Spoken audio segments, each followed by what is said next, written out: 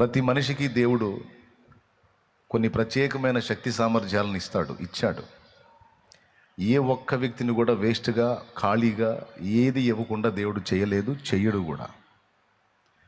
ఎంతమందినైతే దేవుడు ఉనికిలోకి తెచ్చాడో మనందరినీ, ఎంతమందినైతే ఆయన రక్తం చేత విమోచించాడో మనందరినీ, మనలో దాచిపెట్టినటువంటి శక్తి సామర్థ్యాలు ఆయనకు మాత్రమే తెలుసు. ఆ సమయం వచ్చినప్పుడు వాటిని వెలికి తీసి ఆయన వాడకంలో పెడతాడు.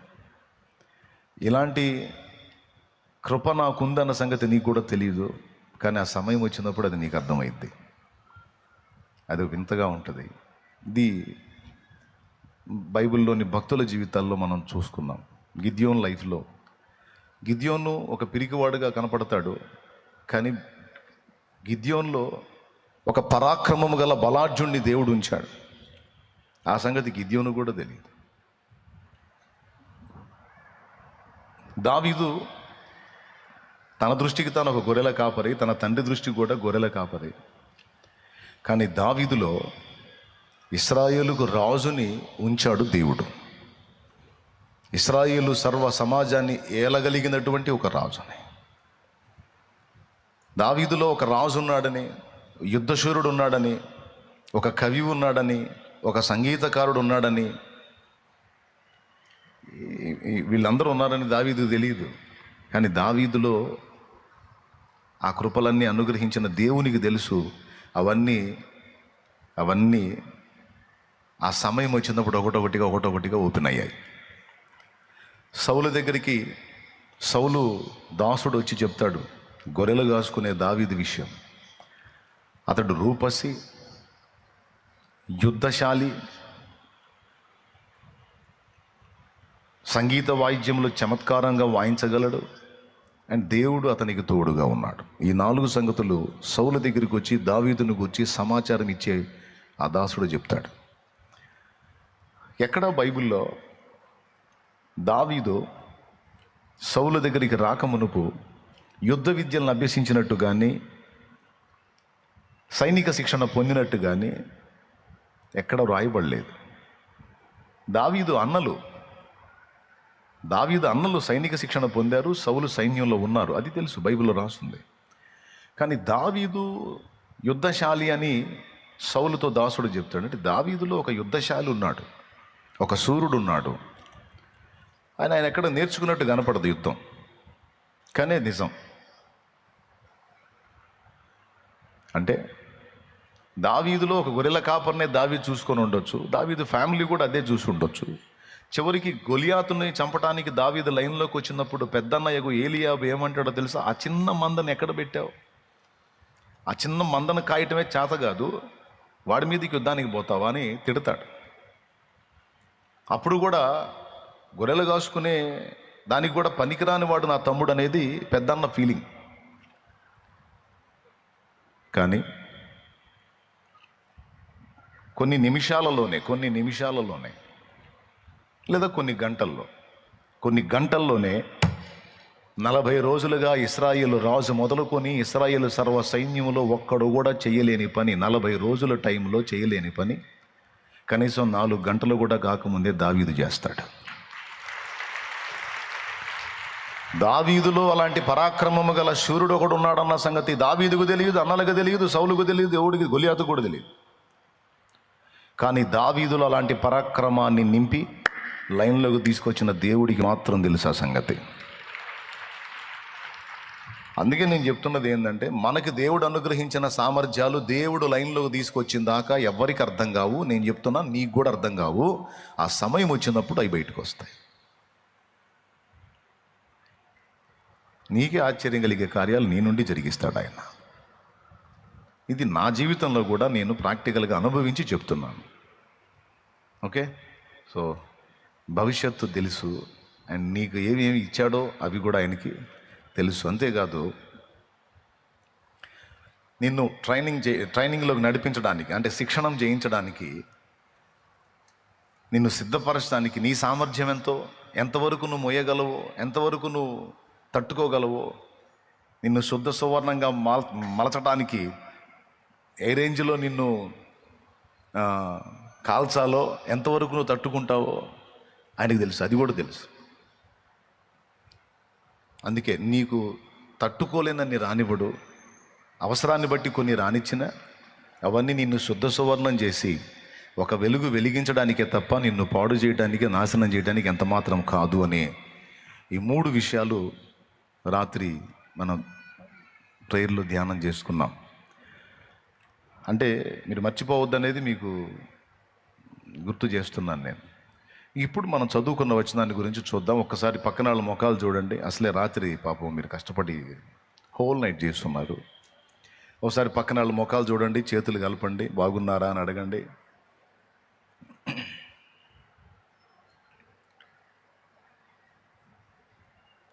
పలకరించారా?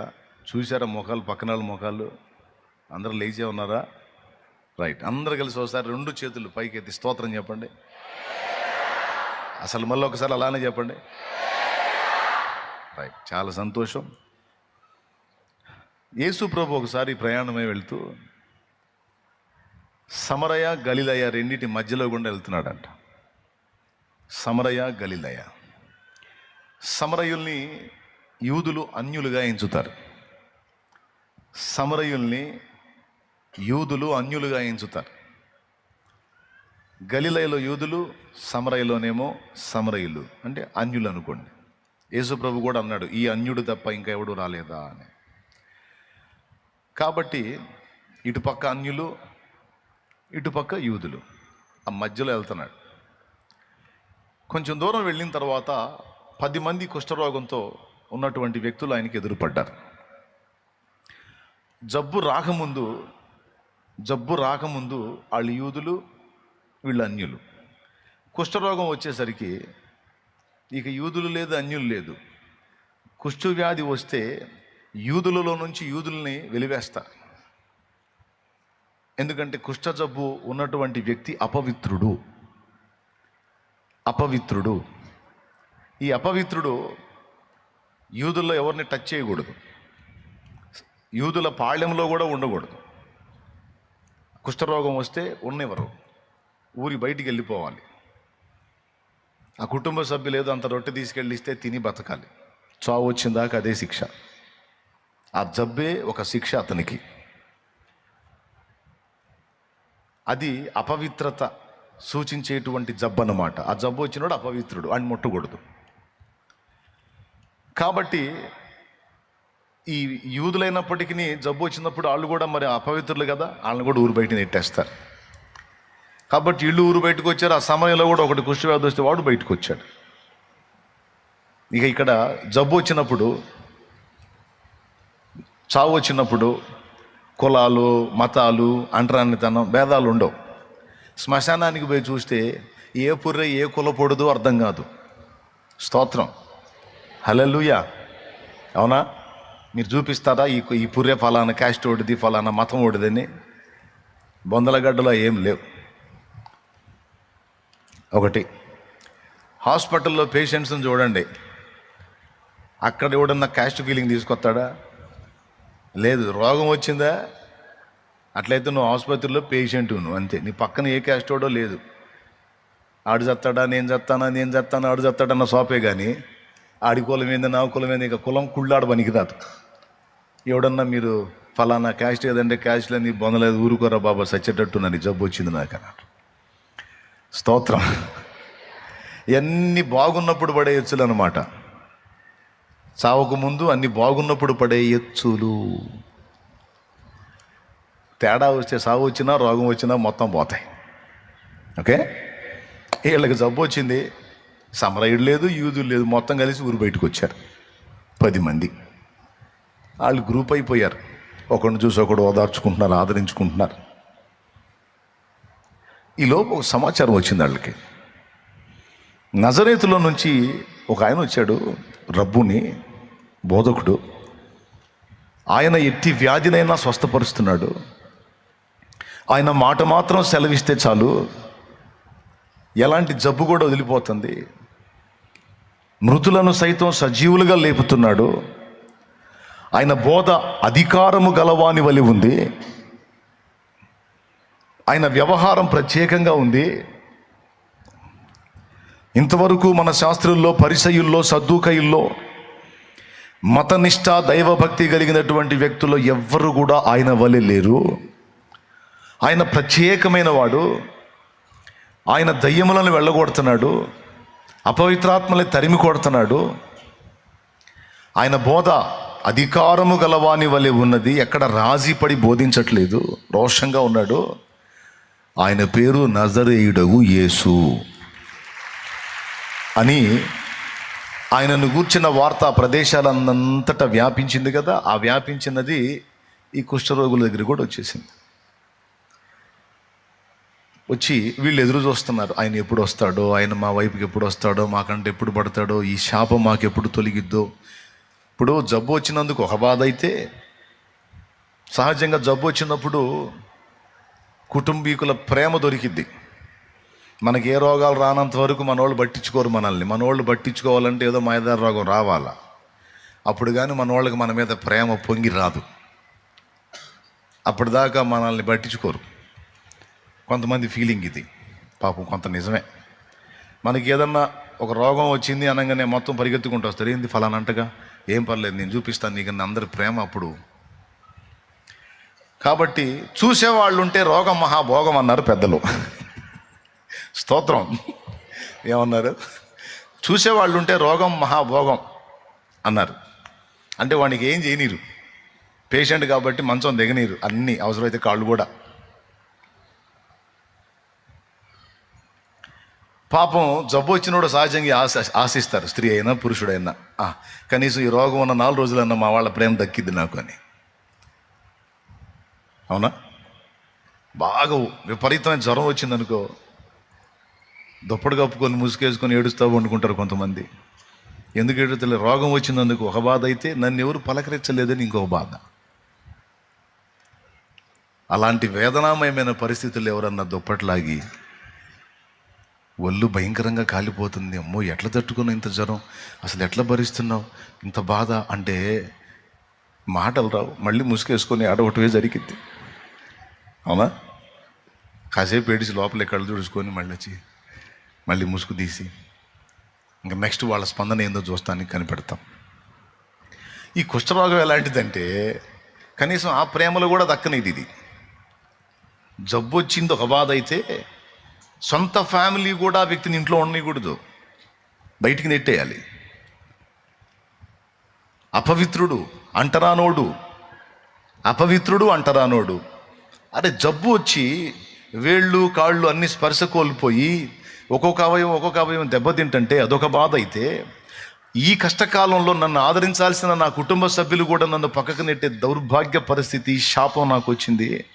అయ్యో దేవుడా అని ఆ రోదన, అరణ్య రోదన, ఆ బాధ చెప్పనలవి కాని బాధ. మొన్న కరోనా వచ్చినప్పుడు కూడా ఇదే బాధ. అవునా? ఐసోలేషన్లో ఉంచినప్పుడు పాపం ఫ్యామిలీ కూడా దగ్గర పోవటానికి లేదు.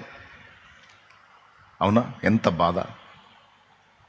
కరోనా వచ్చిందని ఒక బాధ అయితే, ఉంటానో పోతానని ఒక టెన్షన్ అయితే, అదే నా వాళ్ళు కూడా నా దగ్గరికి రాని పరిస్థితి వచ్చింది, కనీసం నేను చచ్చిపోతే నా డెడ్ బాడీ అన్న వాళ్ళకి పోయిద్దా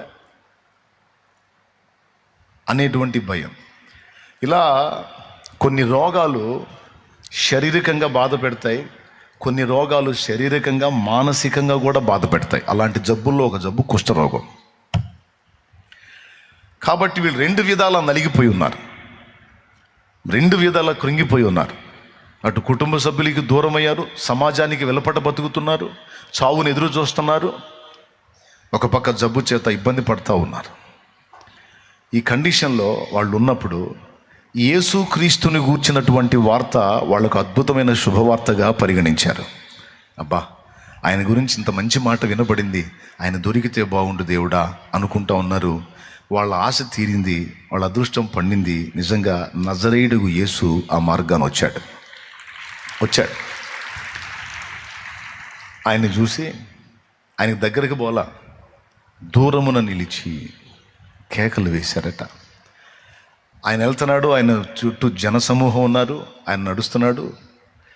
వీళ్ళు ఆయన చూశారు, కేకలు వేశారు, ప్రభువా ప్రభువా ప్రభువా మమ్మల్ని కరుణించు, మమ్మల్ని స్వస్థపరచయ్యా, ఈ శాపగ్రస్తమైన జబ్బుతో బాధపడుతున్నామయ్యా, మమ్మల్ని కనికరించు ప్రభువా, మమ్మను కరుణించు అని కేకలేశాడు.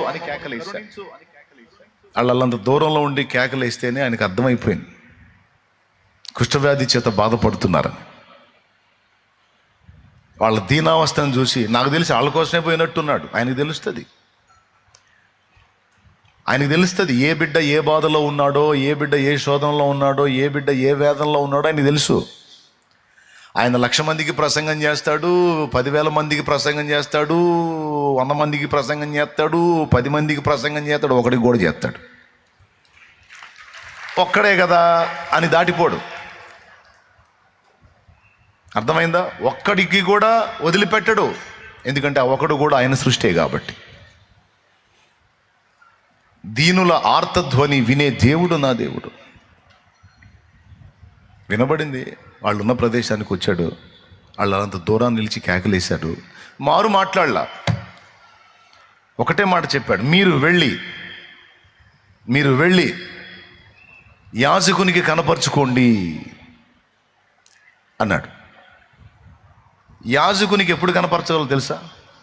కుష్ఠరోగం వచ్చిన వాడికి ఒకవేళ దేవుని దయగలిగి వానికి ఆ రోగం వెనక్కి తిరిగి వానికి అది బాగుపడితే అప్పుడు రూల్ ఏంటంటే అతను డైరెక్ట్గా ఇంటికి వెళ్ళకూడదు, ముందు మందిరం దగ్గరికి వెళ్ళాలి. అక్కడ యాజకునికి కనపరుచుకోవాలి. యాజకుడు ఆ కుష్ఠరోగము వాని విడిచిందా లేదా చెక్ చేస్తాడు, చూస్తాడు. తగ్గిపోయింది అనిపించింది అనుకో, బాయ్ నీకు ఆ జబ్బు తగ్గింది, నువ్వు శుద్ధుడు అయ్యావు, స్వస్థత పొందావు, మోషే నియమించినటువంటి కానుకను సమర్పించుకొని శుద్ధుడవై నీ ఇంటికి నువ్వు చేరొచ్చు అని చెప్పి యాజకుడి సాక్ష్యం ఇస్తే అప్పుడు ఆ మోషే నియమించిన కానుక ఏదైతే ఉందో అది సమర్పించి ఆ తర్వాత ఇంటికి వెళ్ళాలి. అది రూల్. కాబట్టి యేసుప్రభు ఏమన్నాడంటే, మిమ్మల్ని నేను స్వస్థపరిచానని కానీ, బాగు చేశానని కానీ, ఇక మీకు ఆ జబ్బు ఉండదని కానీ, లేకపోతే ఇప్పుడే మిమ్మల్ని ముడతానని కానీ ఏం చెప్పలా. ఒకటే, ప్రభువా మమ్మను కరుణించు అని వాళ్ళు కేకలేశారు. ఆయన రెండవ మాటకి ఏం చెప్పాడంటే, వాళ్ళ మాటకి బదులు మాటకి ఏం చెప్పాడు, మీరు వెళ్ళి యాజకునికి కనపరుచుకోండి అన్నాడు. అంటే ఏమర్థమో తెలుసా? ఆ వ్యాధి మిమ్మల్ని విడిచింది, మీరు అడిగారు కదా, నేను ఆమోదించాను, అది విడిచింది, పోండి అన్నాడు. పోయి ముందు చేయాల్సిందేంది? యాజకునికి కనపరుచుకోండి. వాళ్ళకి ఆశ్చర్యం కలిగింది. జబ్బు తగ్గితే కదా పోవాలి, మనకి ఇంకా ఎక్కడే ఉన్నాయి, ఇట్లా పెట్టుకొని యాజకుడి దగ్గరికి పోతే రాళ్ళు తీసుకొని కొడతారు కదా, ఇదేంది ఇలానే ఉండి యాజకుని దగ్గరికి పో అంటాడేంటి అనే డౌట్ వచ్చినా ఆయన చెప్పాడు గనుక మనం పోదాం. ఆయన చెప్పాడు గనుక మనం పోదాం. ఖచ్చితంగా ఆయన సెలవిచ్చాడు గనుక ఈ జబ్బు మనల్ని విడిచిపెట్టిద్ది, సందేహం లేదు అని విశ్వాసాన్ని కలిగి 4 అడుగులు వేశారు. ఇక పోవటం మొదలు పెట్టారు. వారు వెళ్ళుచూ ఉన్నారు. అట్లా నడుస్తూ వెళుతూ ఉండగా వాళ్ళకి ఇలాగ అయిపోయి ఉన్నటువంటి ఆ వ్రేళ్ళు ఓపెన్ అయినాయి. కుష్ఠవ్యాధి వచ్చినప్పుడు ఈ ఫింగర్స్ అలా బెండ్ అయిపోతాయి, అన్ని గాయాలు అవుతాయి, స్పర్శ ఉండదు, అర్థం కాదు. ఆ కండిషన్లో ఉన్నటువంటి వాళ్ళ చేతులు ఓపెన్ అయినాయి, కాళ్ళు సరి చేయబడ్డాయి. వారి శరీరంలో ఉన్న ఆ రోగమంతా కూడా తొలగిపోయి, అదిగో అప్పటిదాకా బట్టలు కట్టుకున్నారు ఆ చేతులకి, అవన్నీ కూడా ఓపెన్ చేసేసుకున్నారు, మొత్తం స్వస్థత పొందేశారు, బాగుపడ్డారు. వెళ్ళుచూ ఉండగా వారు శుద్ధులైది, అంటే స్వస్థత పొందారు. పొందిన తర్వాత 9 మంది అటే పోయారు. ఒకడేమో, ఆ సమరయుడేమో, ఈ జబ్బు నాకు ఎలా తగ్గింది, ఈ రోగం నన్ను ఎలా విడిచింది, ఇన్నాళ్ళు నన్ను పట్టి పీడించి నా కుటుంబానికి సమాజానికి నన్ను దూరం చేసి ఊరి వెలపట బ్రతికేటట్టు చేసిన ఈ జబ్బు నన్ను ఎలా వదిలింది అంటే అదిగో ఆయన మాట సెలవిచ్చాడు, ఈ కార్యం జరిగింది.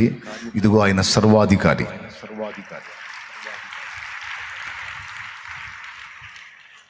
ఆయన దేవుడో, ఎందుకంటే ఆయన వాక్కు చేత నన్ను శుద్ధిని చేశాడు, నన్ను స్వస్థపరిచాడు. నేను కనపరుచుకుంటే ఆయనకి కనపరుచుకోవాలి. అంతకు మించినటువంటి గొప్పోడు ఎవరున్నారు? ఒకటి. రెండవది, యూదులకేమో ప్రధాన యాజకుడు ఉన్నాడు, సమరయునికి ఎవరున్నారు? సమరయునికి ఉన్నది ఎవరు లేరు, సమరయునికి ఉన్నది యేసే. అందుకే వాళ్ళకి యాజకుడు వాళ్ళ పాళెంలో ఉంటే, నా యాజకుడు నువ్వేనయ్యా, నా రాజువు నువ్వేనయ్యా, నా రక్షకుడివి నువ్వేనయ్యా అని పరిగెత్తుకుంటూ వచ్చి ఆయన పాదాల మీద పడ్డాడు. పడి ఏడుస్తున్నాడు. ఆ జబ్బు చేత కొన్ని సంవత్సరాలు సఫర్ అయ్యాడు. ఇప్పుడు అతని సంతోషానికి అవధులు లేవు.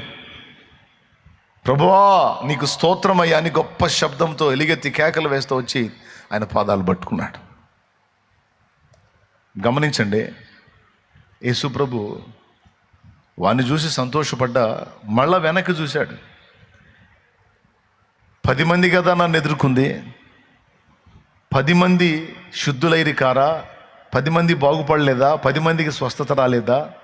ఒకవేళ 10 మందికి స్వస్థత వస్తే ఈ అన్యుడు తప్ప మళ్ళా తిరిగి నా ఎద్దకు వచ్చిన 9 మంది లేరే అని వారి విషయమై ఆయన బాధపడి సరే వాళ్ళు యాజకుడి కోసం వెళ్ళారు, లేపోని నువ్వు తిరిగి వచ్చావు నాయనా, నీ విశ్వాసమే నిన్ను స్వస్థపరిచింది అని ప్రభు ఆయన్ని దీవించాడు, ఆ సమరయుణ్ణి. ఇది జరిగిన స్టోరీ. ఇందులో మనం గుర్తించదగ్గ కొన్ని పాఠాలు ఉన్నాయి ప్రియులారా.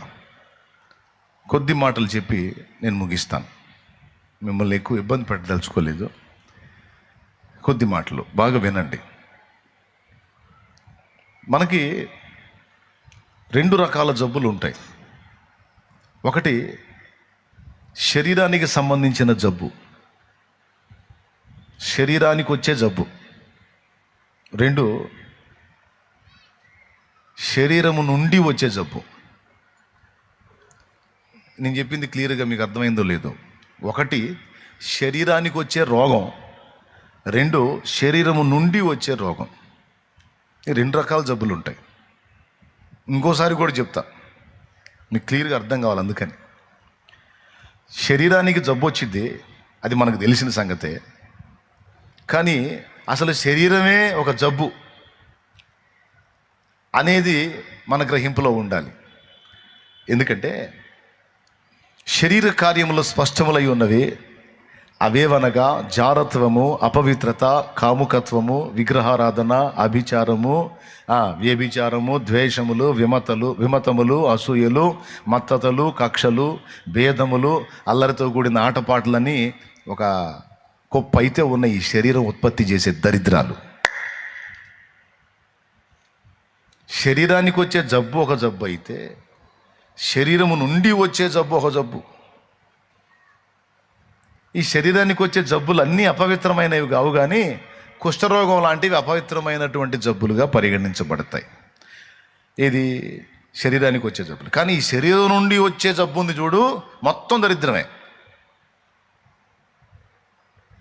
అర్థమైందా? ఈ శరీరం నుండి ఉత్పత్తి అయ్యే జబ్బు ఉంది చూడు, ఎన్ని రకాలు వస్తాయి, అన్ని రకాలు మొత్తం అపవిత్రమైనవి, ఒక్కటి కూడా పవిత్రమైంది లేదు. శరీరానికి వచ్చే రోగాల్లో కొన్ని రోగాలు, కుష్ఠరోగం లాంటి రోగాలు అపవిత్రమైన జబ్బులని పరిగణించబడతాయి. కొన్ని రోగాలు మామూలు రోగాలే. ఫ్యామిలీ కూడా ఉండి సపోర్ట్ చేస్తారు, ఆదరిస్తారు, ఉపచారం చేస్తారు, పరిచర్య చేస్తారు. కానీ కొన్ని జబ్బులు వస్తే, కరోనా లాంటి జబ్బు వస్తే సొంత ఫ్యామిలీ కూడా ఇక అడ్రస్ ఉండరు. కలరా లాంటి జబ్బు వస్తే సొంత ఫ్యామిలీ కూడా అడ్రస్ ఉంటారు, ఎందుకంటే వాళ్ళకి వచ్చి వాళ్ళు పోతారు. కుష్ఠరోగం ఒకటి, కరోనా ఒకటి, కలరా ఒకటి. కొన్ని అపవిత్రమైనటువంటి రోగాలుగా పరిగణించబడతాయి, అంటరాని జబ్బులుగా పరిగణించబడతాయి. 2, 3, 4, 5 ఉంటాయి అంతే. కానీ శరీరం నుండి ఉత్పత్తి అయ్యేటువంటి రోగాలు ఎన్ని రకాలు చెప్పాడు, అన్ని రకాలు దరిద్రమే, ఒక్కటి కూడా పవిత్రమైనది లేదు, మొత్తం అపవిత్రమైనవే. రైట్, 3వసారి చెప్పాను, క్లియర్గా అర్థమైంది అనుకుంటున్నా. ఇక్కడ గమనించాల్సిన విషయం ఏంటంటే, యేసు ప్రభు ఆజ్ఞాపించినప్పుడు శరీరానికి సంబంధించిన జబ్బులు తక్షణమే వదిలిపెట్టి వెళ్ళిపోయినాయి. కొంతమంది చచ్చిన వాళ్ళు బ్రతికారు. కొన్ని రోగాలు ఆయన మాట మాత్రం సెలవిస్తే వదిలిపెట్టి వెళ్ళిపోయినాయి. కొన్ని దయ్యాలను గద్దిస్తే వెళ్ళిపోయినాయి. కానీ ఈ కుష్ఠరోగం విషయంలో వీళ్ళ దగ్గర ఒక ప్రత్యేకమైన పని చేశాడు ఆయన. వాళ్ళని ముట్టడం కానీ వాళ్ళకి ఇంకొక రకంగా చేయటం కానీ చేయలేదు. వాళ్ళ దూరంలో ఉండగానే మీరు వెళ్ళి యాజకుని కనపరుచుకొని మీరు వెళ్ళండి అన్నాడు. వెళ్ళండి అంటే మీరు నడవండి, నేను చెప్తున్నాను కదా, మీరు ముందుకు వెళ్ళిపోండి. వెళ్తే ఏమైద్దో చూడండి, పోండి. నేను చెప్పాను కదా, నా మాట చొప్పున నడవండి, నా మాట చొప్పున నడవండి. నేను చెప్తున్నాను కదా, పదండి అంటే వాళ్ళు వెళ్తూ ఉండగానే అన్ని సంవత్సరాల రోగం అడ్రస్ లేకుండా పోయింది. ఇప్పుడు మనకు కూడా, మనలో ఇంతమంది కూర్చున్నా ఈరోజు ఇక్కడ, భౌతికంగా ఈ శరీరానికి సంబంధించిన సమస్యలు కొన్ని మీరు ఎదుర్కొంటూ ఉండొచ్చు. శరీర రోగాలు కావచ్చు, శరీర అవసరాలకు సంబంధించి చేసుకున్న అప్పులు తిప్పలు కావచ్చు, ఈ శరీర అవసరాల కోసం ప్రయత్నం చేసే ప్రయత్నాలు కావచ్చు. ఇట్లా శరీరానికి సంబంధించి కొన్ని సమస్యలు మనందరం ఫేస్ చేస్తున్నాం. ఎవరికి తగ్గ బాధలు, ఎవరికి తగ్గ సమస్యలు వాళ్ళకు ఉన్నాయి. ఎంతమంది ఒప్పుకుంటారు? ఈ శరీరానికి సంబంధించి సమస్యలు ఉన్న వాళ్ళందరూ చేతులు ఎత్తండి. ఎవరో ఒకళ్ళకి ఏదో ఒక విధమైన సమస్య, అందరికి, ఇంతమందికి, ప్రతి ఒక్కరికి ఎవరికి తగ్గ సమస్యలు ఈ శరీరానికి సంబంధించి వాళ్ళకు ఉన్నాయి. దేవుడు ఒక మాట సెలవిస్తే అది క్షణాలలో, నిమిషాలలో వదిలేస్తుంది. ఆ సమస్య అది తొలగిపోతుంది. కానీ శరీరానికి వచ్చిన సమస్యలు ప్రభు ఒక మాట సెలవిస్తే తక్షణమే విడిచి వెళ్ళిపోతాయి. కానీ ఈ శరీరం నుండి వచ్చే సమస్యలు ఉన్నాయి చూడు, అవి ఎంత తిప్పలు పడ్డా వదలటల్లా. ఇప్పుడు పాయింట్ అర్థమైందా మీకు? దేవునికి స్తోత్రం. శరీరానికి వచ్చిన జబ్బుని ఒక్క మాట సెలవిస్తే తక్షణమే అది వదిలిపెట్టి వెళ్ళిపోయింది. కానీ శరీరమే ఒక జబ్బు అన్నాను, శరీరం నుండి వచ్చాయన్నీ అపవిత్రమైనవి అన్నాను. ఈ దరిద్రాలు ఏవైతే ఉన్నాయో ఇవి ఎన్ని తిప్పలు పడ్డా సరే పోట్లా. 2 రోజులు బాగుంటే 3వ రోజు మళ్ళీ ఏదో ఒకటి కనపడతానే ఉంది. ఈ ధర్మ సందేహం ఎంతమందికి ఉంది? ఈ చేతులు ఎత్తిన వాళ్ళందరికీ నా మ్యాటర్ అర్థమైంది. చేతులు ఎత్తిన వాళ్ళకి అసలు మ్యాటరే అర్థం కాల. కాబట్టి మళ్ళీ చెబుతా. నాకు అర్థమైందాక, మీకు అర్థమైందాక చెప్పటమే నా పని. దేవునికి స్తోత్రం. ఇప్పుడు కోపపడొద్దు, శాంతం కలిగి ఉండాలి, దీర్ఘశాంతం కలిగి ఉండాలి, ఓర్చుకోవాలి, సహించాలి అని నేను చెబుతాను. మీరు కూడా చదువుతారు, అలాగే ఉందాం అనుకుంటారు. అనుకొని గట్టిగా తీర్మానం చేసుకున్న రోజే ఆ సాయంత్రానికి ఎవడో ఒకటి గల్లిస్తాడు. అసలు ఒక్క బూతు కూడా నేను తిట్టొద్దు, ఒక్క అపవిత్రమైన మాట కూడా నేను మాట్లాడొద్దు అని నువ్వు తీర్మానం చేసుకున్న రోజే గద్దిస్తాడు ఎవడొకడు, ఎవరో తల్లి. ఆ తీర్మానం సాయంత్రానికే రద్దయిపోయింది. రద్దయిపోయి గయ్యమని ఎగరటం జరిగింది. సరే, ఈరోజు ఫెయిల్ అయ్యాను, ఇక రేపటి నుంచి మళ్ళీ గట్టిగా తీర్మానం చేసి ట్రై చేద్దామని మళ్ళీ రేపు ఒక తీర్మానం చేస్తాం. తీర్మానం చేసి ఇక నుంచి నేను పర్ఫెక్ట్గా ఉండాలి అని ఏదో నిర్ణయం చేస్తావు. మళ్ళా రేపు సాయంత్రానికి మళ్ళీ ఏదో ఒక శోధం వచ్చింది. ఇట్లాగ తీర్మానాలు చేయటం, అది విఫలం కావటం, తీర్మానం చేయటం విఫలం కావటం, తీర్మానం చేయటం విఫలం కావటం. ఒక కోపం విషయం నేను చెప్పాను. ఇక మీరు కలిగి ఉన్న పాపాలు, లోపాలు, తేడాలు ఏమున్నాయో అవి మీకు తెలుసు, అవి మీ పర్సనల్. నాకు తెలుసు, అవి నా పర్సనల్. మీ అన్నీ చెప్పమంటే మీరు చెప్పరు, నా అన్నీ చెప్పమంటే నేను చెప్పను. ఒకడంట తన ఆలోచనని, తనకొచ్చే ఆలోచనలు, తనకొచ్చే తలంపులన్నీ మరొకటితో కానీ మొత్తం ఓపెన్గా పంచుకుంటే అవన్నీ విన్నోడు ఈ చెప్పినోడిని 11 సార్లు హత్య చేస్తాడంట. 11 సార్లు హత్య చేయడానికి ఆడు కుదిరిద్ది. ఒక్కసారి పొడితే అవుటీడు, మళ్ళీ 11 సార్లు చంపడానికి ఛాన్స్ ఉంటే 11 సార్లు చంపుతాడంట. ఇది మానసిక శాస్త్రవేత్తలు చెప్పినటువంటి విషయం. ఒకడు వాని మనసుకు వచ్చే ఆలోచనలన్నీ ఒక్కటి కూడా దాచుకోకుండా మొత్తం పక్కోడికి చెబితే అవన్నీ విన్నోడు వీడిని 11 సార్లు హత్య చేస్తాడు. మళ్ళీ ఇక మామూలు దెబ్బలు కొట్టడం కూడా కాదు, ఏకంగా చంపటమే, అది కూడా 11 సార్లు చంపుతాడు. అంటే దీన్ని బట్టి మీకేమర్థమైంది? ఒక మనుషుని హృదయములో నుండి, శరీరమును బట్టి మనుషుని హృదయములో నుండి కలిగేటువంటి ఆలోచనలు ఎంత దరిద్రంగా ఉంటాయంటే యేసు ప్రభు చెప్పాడు, బయట నుండి మనం తినే ఆహారము మరుసటి రోజు బహిర్భూమిలో విడవబడుతుంది. కాబట్టి బయట నుండి లోపలికి వెళ్ళేది మనుషుని అపవిత్రపరచదు. నువ్వు అది తినొద్దు ఇది తినొద్దు కాదు, ఏది తిన్నా సరే మరుసటి రోజుకి బహిర్భూమిలో విడవబడుతుంది. అది లోపలికి ఉండి అపవిత్రపరిచేది ఏమీ లేదు. కానీ మనుషుని హృదయంలో నుండి వచ్చునవే మనుషుని అపవిత్రపరచును అన్నాడు. మనుషుని లోపల నుండి వచ్చేవే మనుషుని అపవిత్రునిగా చేస్తాయి అన్నాడు. అవి జారత్వములు, దురనురాగములు, దురభిమానములు, దురభిప్రాయములు, ద్వేషములు, అసూయలు, కక్షలు, చాలా విషయాలు చెప్తాడు ఆయన. వ్యభిచారములు, వేశ్యాగమనములు, ఇవన్నీ లోపల నుండి వస్తాయి. నరహత్యలు, క్రోధములు, ఇవన్నీ కూడా లోపల నుంచి వస్తాయి. అవి మనుషుని అపవిత్రపరుస్తాయి తప్ప బయట నుంచి మనం తినే ఆహారం లోపలికి పోయి మనం అపవిత్రం చేసేది ఏమి లేదు నాయన. ఎలాంటి పదార్థం తిన్నా మరుసటి రోజుకి క్లీన్ అయిపోయింది. కానీ లోపల నుంచి ఉత్పత్తి అవుతున్నాయి చూడు దరిద్రాలు, ఇవి మనుషుని ఆమూలాగ్రం అపవిత్రుని చేస్తాయి అనేది యేసయ్యే చెప్పిన విషయం. అక్కడెక్కడో ఉంటుంది, సువార్తలో చూసుకోండి. మత్తయి 15 ఒకసారి చూడండి, 11వ వచనం. నోట పడున్నది మనుషుని అపవిత్రపరచదు గాని నోట నుండి వచ్చున్నదే మనుషుని వచ్చున్నదే మనుషుని అపవిత్రపరచునని వారితో చెప్పిన అదేంటో చూడు. 16వ వచనం చదువు. ఆయన మీరును ఇంతవరకు అవివేకులై ఉన్నారా? నోటిలోనికి పోవునదంతయు కడుపులో పడి బహిర్భూమిలో విడవబడును గాని నోట నుండి బయటకు వచ్చునవి హృదయములో నుండి వచ్చును. ఇవే మనుషుని అపవిత్రపరచునని మీరు గ్రహింపరా? దురాలోచనలు, నరహత్యలు, వ్యభిచారములు, వేశ్యాగమనములు, దొంగతనములు, అబద్ధ సాక్ష్యములు, దేవదూషణలు హృదయములో నుండి వచ్చును. ఇవే మనుషుని అపవిత్రపరచును గాని చేతులు కడుక్కొనక భోజనము చేయటం మనుషుని అపవిత్రపరుస్తుందని చెప్పాను. అది అపవిత్రతకు కేంద్ర స్థానం ఎక్కడుంది? మన లోపలే ఉంది. హృదయము వ్యాధితో నిండిన కపట కేంద్రము, దానిని గ్రహించుట ఎవరి సాధ్యము? హృదయము వ్యాధితో నిండిన కపట కేంద్రము, దానిని గ్రహించుట ఎవరి సాధ్యము?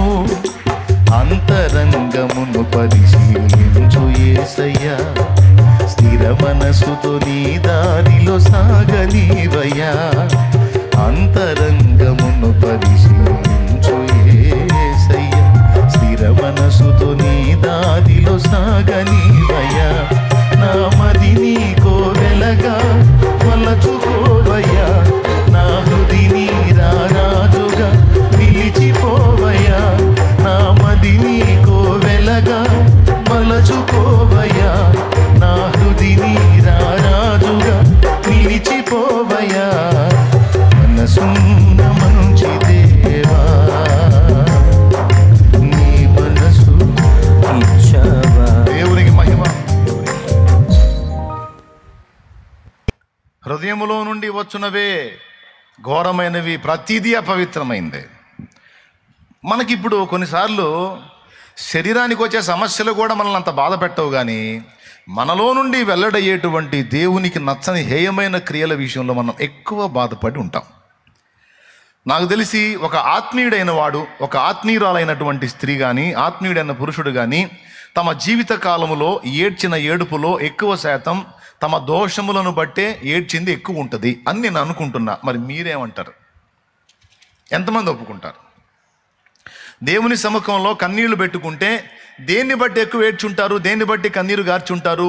ఒక ఆత్మీయుడైన సహోదరుడు సహోదరి అంటే తమ నుండి జరిగినటువంటి పొరపాట్లను బట్టి, తమ నుండి జరిగిన అపవిత్ర కార్యాలను బట్టి, దేవుణ్ణి దుఃఖపెట్టిన విషయాన్ని బట్టి ఏడ్చినంతగా మరి దేనికోసం కూడా ఏడ్చి ఉండరని నేను అనుకుంటున్నాను.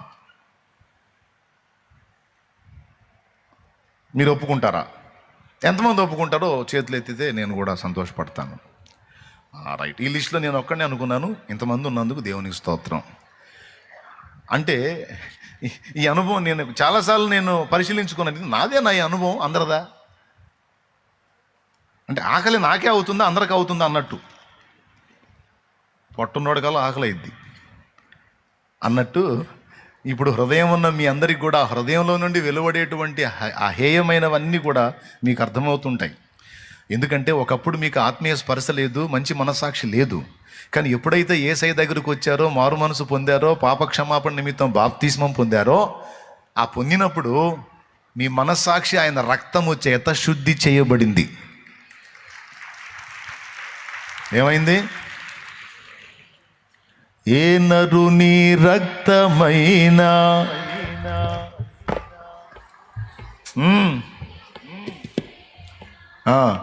ఏ నరుని రక్తమైనా మన సాక్షిని శుద్ధి చేసేనా, ఏ నరుని రక్తమైనా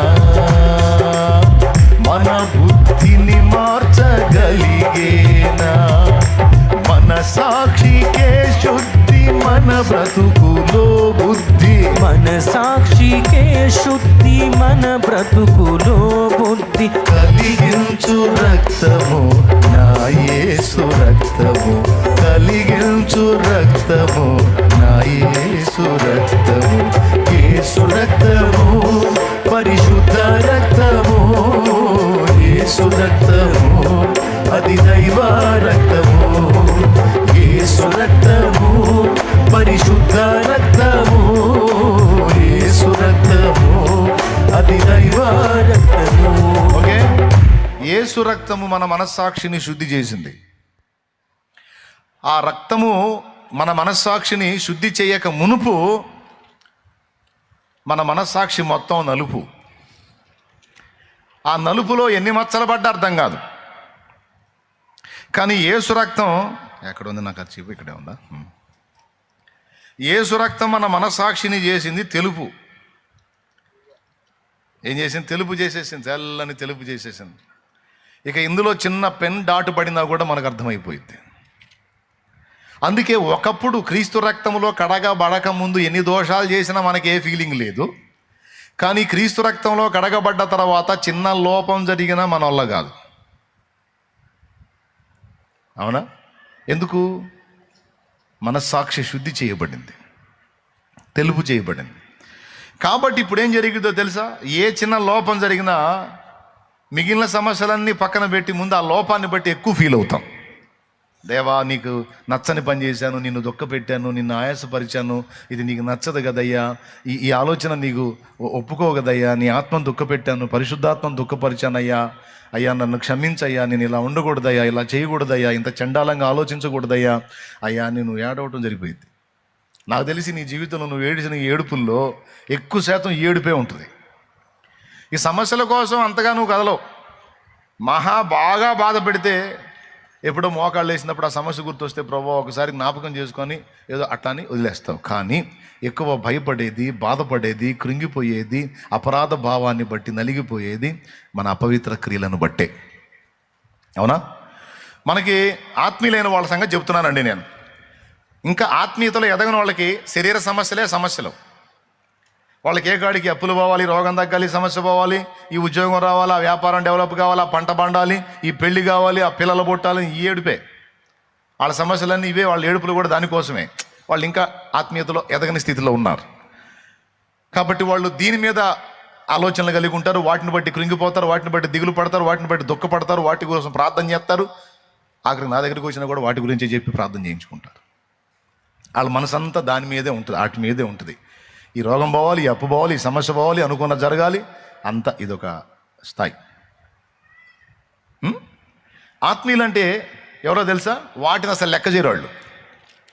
అస్సలు అప్పులు కానీ, సమస్యలు కానీ, రోగాలు కానీ, ఇరుగులు కానీ, ఇబ్బందులు కానీ ఏదైనా సరే వచ్చినప్పుడు కాసేపు టెన్షన్ పడతారు. ఆ తర్వాత మళ్ళీ దేవుని వైపు తిరుగుతారు. దేవుని వైపు తిరిగినప్పుడు దేవుడు మాట్లాడతాడు. అవసరాన్ని బట్టి వచ్చిందిలే పదా అంటాడు. ఓకే, థ్యాంక్ యూ లార్డ్ అనుకుంటూ ముందుకు వెళ్ళిపోతారు. లెక్క చేయరటిని వాటి గురించి దిగులు పట్టం కానీ, కృంగిపోవటం కానీ, వేదన పట్టం కానీ, తిండి మానుకోవటం కానీ అస్సలు ఆత్మీయులకు ఉండదు.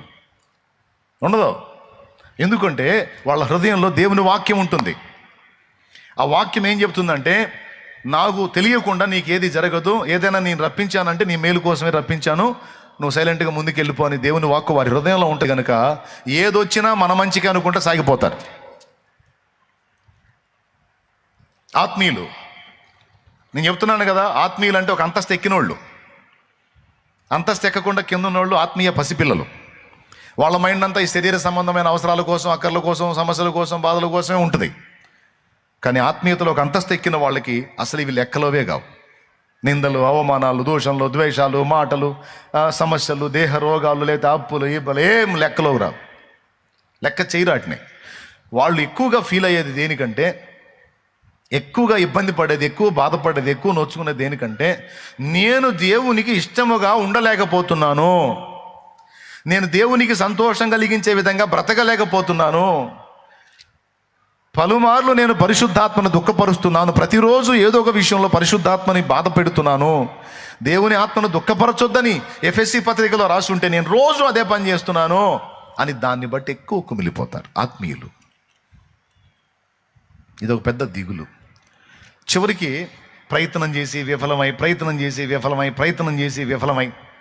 ఈ రోజు నుంచి ఇక నేను కోప్పడొద్దని తీర్మానం చేసుకుంటాడు. సాయంత్రానికి పడతాడు. మళ్ళీ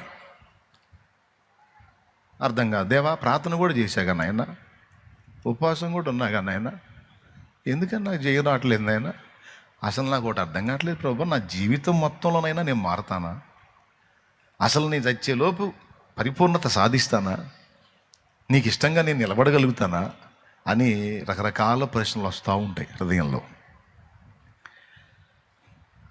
అయితే ఇక్కడ రెంటికి పరిష్కారం దేవుడు సూచిస్తూ ఉన్నాడు. రెంటికి పరిష్కారం దేవుడు సూచిస్తూ ఉన్నాడు ఈ కుష్ఠరోగుల దగ్గర. ఏంటంటే, కుష్ఠరోగులతో చెప్పాడు, మీరు వెళ్ళి యాజకుని కనపరుచుకోండి అన్నాడు. అంటే వాళ్ళకి రెండు చెప్పాడు. ఒకటి, మీరు వెళ్ళండి. రెండవది, మీరు యాజకునికి కనపరుచుకోండి. అంటే దేవుని సముఖంలో నిలబడండి. మీరు వెళ్ళండి, దేవుని సముఖంలో నిలబడండి. అంటే ఎంత నిశ్చయితతో చెప్తున్నాడంటే, మీరు పోతూ ఉండగానే కార్యం జరుగుతుంది, ఖచ్చితంగా మీరు దేవుని సముఖంలో నిలబడతారు, అక్కడి నుంచి మీరు వెలివేయబడరు, ఎందుకంటే నేను మిమ్మల్ని శుద్ధులను చేస్తాను. మీరు విశ్వసించారు కదా, మీరు రోగులై అపవిత్రులుగా ఉన్నప్పటికీ మీరు నన్ను విశ్వసించారు కదా, ఆ విశ్వాసం చాలు నాకు. దాన్ని ఆధారం చేసుకొని నేను చేయాల్సింది నేను చేస్తాను మీలో. కాబట్టి మీరు వెళ్ళండి, వెళ్ళి దేవుని సముఖంలో నిలబడండి. నిజంగానే ఆయన చెప్పినట్టు వారు వెళ్ళుచూ ఉండగా తక్షణమే శుద్ధులైరా, వెళ్ళుచూ ఉండగా శుద్ధులైరా. అందరూ చెప్పండి. అక్కడ ఏం రాస్తుందో ఒకసారి శామ్యూల్ చదువుతాడు, మీరు కూడా చదవండి, నేను ఆనందపడతాను. చూడండి. ఆయన యొక్క గ్రామంలోనికి వెళ్ళుచుండగా 10 మంది కుష్ఠరోగులు ఆయనకు ఎదురుగా వచ్చి అదంతా వద్దు శామ్యూల్, వారు ఆయన మాట విని ఆయన వారిని చూచి, మీరు వెళ్ళి మిమ్మల్ని యాజకులకు కనపరుచుకున్నాడని వారితో చెప్పాను. వారు వెళ్ళుచుండగా శుద్ధులైరి. ఆ ముక్క కావాలి నాకు. వారు వెళ్ళుచుండగా శుద్ధులైరి. వారు అక్కడనే నిలిచి ఉండగా అనుందా? వారు కూర్చొని ఉండగా అనుందా? వారు ఆయన వైపు చూచుచుండగా అనుందా? నో, ఆయన చెప్పాడు, మీరు వెళ్ళండి. అయ్యా, శుద్ధులం అయితే వెళ్ళాలి మేము, స్వస్థత పొందితే వెళ్ళాలి మేము. శుద్ధులం కాకుండా స్వస్థత పొందకుండా వెళ్తే రాళ్ళు తీసుకొని కొట్టి చంపుతారు మమ్మల్ని. యాజకుల దగ్గరికి పొమ్మంటున్నావు, దేవుని సముఖంలో నిలవమంటున్నావు, వెళ్ళకూడదు. కాబట్టి మేము నిలబడతాం, శుద్ధుల్ని చేయి, ఆ తర్వాత పోతాం అనలా. ఆయన వారితో చెప్పింది వాళ్ళు చేశారు. మీరు వెళ్ళండి. మేము ఇంకనూ అపవిత్రమై ఉన్నాం, అయినా పోండి. ఇలా ఉండి అలా నేను చెప్తున్నాక పో. సరే ప్రభా, వాళ్ళు వెళ్ళుచూ ఉన్నారు. నడక ప్రారంభించారు, నడుస్తున్నారు. అపవిత్రులుగానే నడక ప్రారంభించారు, నడుస్తున్నారు. నడుస్తూ ఉండగా ఆ జబ్బు వారిని వదిలిపోయింది. ఆశ్చర్యంగా అది ఎలా పోయింది, ఏ లాజిక్ ప్రకారం పోయింది, ఏ రీజన్తో పోయింది అనే పరిశీలన లేదు, ప్రశ్నే లేదు. వారు ఆయన యందు విశ్వాసం ఉంచారు. ఆయన తన వాక్కును పంపి వారిని శుద్ధులను చేశాడు. జరిగిపోయింది. తీరా మందిరం దగ్గరికి పోయేసరికి వాళ్ళకి జబ్బు ఉందా? జబ్బు లేదు. మళ్ళా వాళ్ళు అక్కడి నుంచి వెలివేయబడలేదు, పాళెం వెలుపలికి రాలేదు. ఊళ్ళోకి వెళ్ళారు, యాజకుడికి కనపరుచుకున్నారు, స్వస్థత వచ్చింది అబ్బాయి అన్నాడు, స్థిరపరచబడ్డారు. ఇక వాళ్ళు అక్కడే ఉండిపోయారు. ఓకే, ఇక్కడ మనకు పాఠం ఏంటంటే, ఆయన మాట విని ఆ మాట చొప్పున మనం అడుగులు వేస్తే, నడక ప్రారంభిస్తే తర్వాత కార్యక్రమం ఆయనే చూసుకుంటాడు. అర్థమైందా? ఆయన అంటున్నాడు, మీరు నడవండి. మీరు నేను పడతాలు లెగుస్తా ఉన్నాను, ఇంకా కష్టమని నడవటం మానేయకండి. చిన్నపిల్లల్ని చూసి మనం కొన్ని పాఠాలు నేర్చుకోవచ్చు. యేసుప్రభు ఒకసారి ఒక చిన్న బిడ్డని వాళ్ళ ముందు నిలబెట్టి, మీరు మార్పు నొంది బిడ్డల వంటి వారు అయితేనే కానీ మీరు దేవుని రాజ్యంలో ప్రవేశించరు అనే మాట యేసయ్య అన్నాడు. మార్పు నొంది బిడ్డల వంటి వారం కావటం అంటే ఏంటి? మనం పెద్దోళ్ళం అయ్యాం, ఇప్పుడు మళ్ళీ పిల్లలం కావాలంటే పిల్లలుగా మన బాడీ మారాల్సిన అవసరం లేదు, కానీ పిల్లల్లో ఉండే కొన్ని శుభలక్షణాలు పెద్దలమైన మనలో ఉంటే మంచిది అని చెప్తున్నాడు. వాటిలో ఒకటేంటో తెలుసా?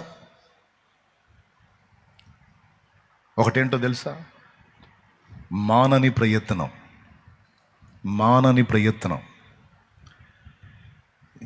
పిల్లల్ని చూడండి, వాడికి ఇంకా నడక రాదు. వాడు మన చేతిని పట్టుకొని అడుగు వేస్తూ ఉంటాడు.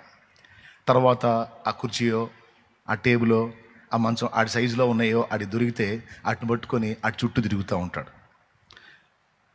ఒకటి మన హ్యాండ్, రెండవది ఆ కుర్చీయో, ఆ బల్లో ఏదో ఆధారం చేసుకొని తిరుగుతాడు. మూడవది నాకెళ్ళి చూడండి, ఏందండి, ఈ రెండు లేకపోయినా వాడు నడవటానికి ట్రై చేస్తాడు. వాడికి తెలుసు వాడు పడతాడని. 2 అడుగులు వేసి పడతాడు. పడ్డి ఎక్కడో దెబ్బ తగిలిది, ఏడుస్తాడు. వాళ్ళ అమ్మ అంటది, ఎందుకురా నిలబడటమే కష్టమైతే నడవటానికి మొదలు పెడుతున్నావు నువ్వు, ఎందుకు అంటే ఏడుస్తూ అమాయకంగా చూస్తాడు. వాళ్ళమ్మ దగ్గర తీసుకుంటుంది. జస్ట్ ఒక 2-3 నిమిషాలే వాళ్ళమ్మ తీసుకొని కొంచెం కన్నీళ్లు తుడిచి కూర్చోబెడితే మళ్ళా లెగుస్తాడు. ఆమె ఏదో మాట్లాడుతూ ఉంటే వీడు మళ్ళా లేచి మళ్ళీ పోతాడు, మళ్ళీ 4 గంటలే పడతాడు. ఇక వాళ్ళ అమ్మ తిప్పలేందంటే నాపలేక ఈడేమో నడవాలని అలాగని వదిలితేనే 4 అడుగులు లేచి పడుతుంటాడు. ఎన్నిసార్లు చెప్పుద్దో, ఎందుకురా ఉన్న చాటు ఉండరా, కూర్చోరా అని అంటది. మళ్ళీ ఆడు అడుగులు వేస్తుంటే పక్కన వాళ్ళని పిలిచి, అటు చూడు నడుస్తున్నాడు ఏం ఆనందపడుతుంటుంది. వాడు పడంగానే ఎందుకురా అంటది. అలాగని వాడు నడుస్తుంటే ఆపిద్దా? లేదు. వాడు నడక నేర్చుకుని నడుస్తుంటే ప్రక్క వాళ్ళకి చూపించి సంతోషపడిద్ది. ఒక చిన్నవాడు మనకు నేర్పుతున్న పాఠం ఏంటంటే, నేను లేచి అడుగేస్తే పడతాను అనే భయం వాడు కలిగి ఉన్నట్టయితే వాడి లైఫ్లో నడవలేడు, వాడి జీవితంలో నడవలేడు, నడక రాదు వాడికి. ఏ పిల్లవాడు కూడా అట్టుండడు. అవునా? పడితే పడ్డాను, నేను నడవాల్సిందే అని వాడు, నాకు తెలిసి వాడు పూర్తిగా నడక నేర్చుకునేటప్పటికి ఏ 100-150 సార్లు పడతాడో మనకు తెలుసు. ఎందుకంటే మనందరం అలా పడి వచ్చిన వాళ్ళమే. స్తోత్రం. పడ్డ ప్రతిసారి బిడ్డ హృదయంలో ఏముంటుంది తెలుసా? ఈ జీవితంలో ఎప్పటికైనా మా అమ్మలాగా మా నాన్నలాగా నేను నడుస్తానా? మనకు ఒక అమ్మా నాన్న ఉన్నారు. మనకు అమ్మా నాన్న 2 ఏసే.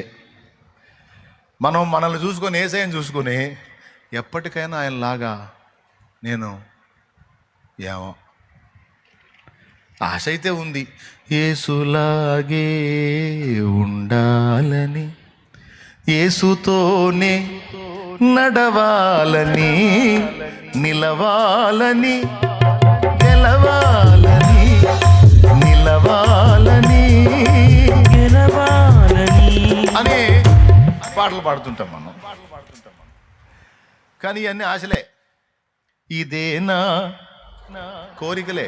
ఆయన నెరవేరేటట్టు కనపడు. ఎందుకంటే ఆయనేమో అద్భుతంగా నడిచాడు, ఎక్కడ వంకర లేదు, ఆయన చక్కగా సాగిపోయాడు, ఏ దోషం లేదు, ఏ పవిత్రత లేదు, ఏ పాపం లేదు, ఆయన పరిపూర్ణ నీతిమంతుడు, పరిపూర్ణ పరిశుద్ధుడు. ఆయన వైపు చూసి మనల్ని చూసుకుంటే నాకలోకం ఎక్కడ నాకెక్కడ అన్నట్టు ఉంటుంది. పరలోకం ఎక్కడా నాకెక్కడ, నా బతుకంతా ఇట్టుంది, ఆయన ఎక్కడ నేనెక్కడ, అసలు ఈ జీవితానికి సరిపోయిద్దా, అది నేను సాధించగలుగుతానా అనేది ఒక ప్రశ్న. తల్లిదండ్రులు నడుస్తున్నప్పుడు, తోడబుట్టిన వారు నడుస్తున్నప్పుడు వీళ్ళందరినీ చూసి పసివాడు అనుకునేది అదే, ఎప్పటికైనా నేను నడవగలనా,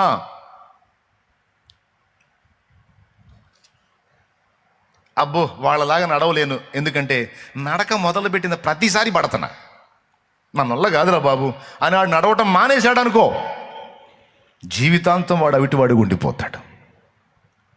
మమ్మ నడిచినప్పుడు నేనెందుకు నడవను, మయ్య నడిచినప్పుడు నేనెందుకు నడవను, మన్న నడిచినప్పుడు నేనెందుకు నడవను, ఖచ్చితంగా నేను వాళ్ళలాగా నడక వచ్చిందాకా ప్రయత్నం చేస్తానే ఉంటా, నడుస్తానే ఉంటా, వెళ్తానే ఉంటా, పడితే పడ్డా అని ఆడు సాగిపోతాడు. ఆడి తెగింపు ఎలా ఉంటుందంటే, ఆడు ముందుకు పడి మూతి పగిలిద్ది ఒక్కోసారి, వెనక్కబడి తల పగిలిద్ది ఒక్కోసారి, ఈ పడ్డది కాక వాళ్ళు దంతుంటారు, ఉండమన్న చాటు ఉండట్లేదురా నువ్వు అని సామాన్లన్నీ పగల కొడతాడు ఈ నడవబోయి,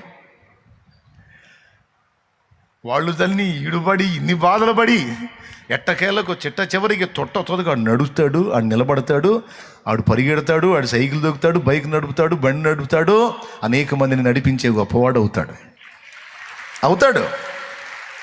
అయితే ఒక రోజులో జరిగే ప్రక్రియ కాదు అది కొంచెం టైం తీసుకుంటుంది. కానీ ఒకటి మాత్రం నిజం, యేసు ప్రభు మనల వైపు చూసి అంటున్నాడు, లోకములో మీకు శ్రమ కలుగును, అయినను సహించండి, ఇదిగో నేను లోకమును జయించి ఉన్నాను, నేను గెలిచాను, నా వైపు చూడండి, మీరు కూడా గెలుస్తారు. నా మాట విని నా మాట చొప్పున మీరు నడుస్తూ ఉండండి, నా మాట చొప్పున అడుగులేస్తూ ఉండండి, మీరు సాగిపోతూ ఉండండి. నీకు తెలియకుండానే శరీర రోగం వదిలిపోయినట్టు మీ ఆత్మీయ రోగాలను కూడా అధిగమించి నడవటం మీరు నేర్చుకుంటారు.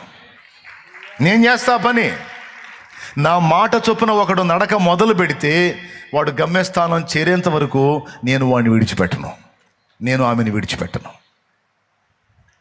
ఇక్కడ ఏమంటున్నాడంటే, మీరు వెళ్తా ఉండండి అంటున్నాడు. అది మరి వెళ్ళండి, ఇక వెళ్ళమంటున్నాడు, వెళ్ళండి. ఏంటంట చూస్తారు, ఇక వెళ్ళండి, అది అంశం. దేవునికి స్తోత్రం. యాడికి వెళ్ళండి, మీరు వెళ్తూ ఉండండి. ఎందులో? ఆత్మీయ యాత్రలో, విశ్వాస యాత్రలో. సియోనుకే నా ఓడ పయనం ఆగదు ఏ చోట, విశ్వాసముతోనే ఆరంభించితిని ఈ యాత్రను, నే కోరినా ఆ దేవుకే నడిపించును నా యేసయ్యా. నా ప్రభు మాట చొప్పున నువ్వు నడక మొదలు పెడితే, ఆయన చెప్పినట్లు నువ్వు నడిస్తే, నీ శరీరానికి సంబంధించిన సమస్యలు తొలగిపోతాయి, నీ ఆత్మ సంబంధమైన సమస్యలు, నీ ఆత్మీయ యాత్రలో జరిగేటువంటి అవకతవకలు కూడా తొలగిపోతే వాటిని అధిగమించి నిలవగలుగుతావు, నడవగలుగుతావు.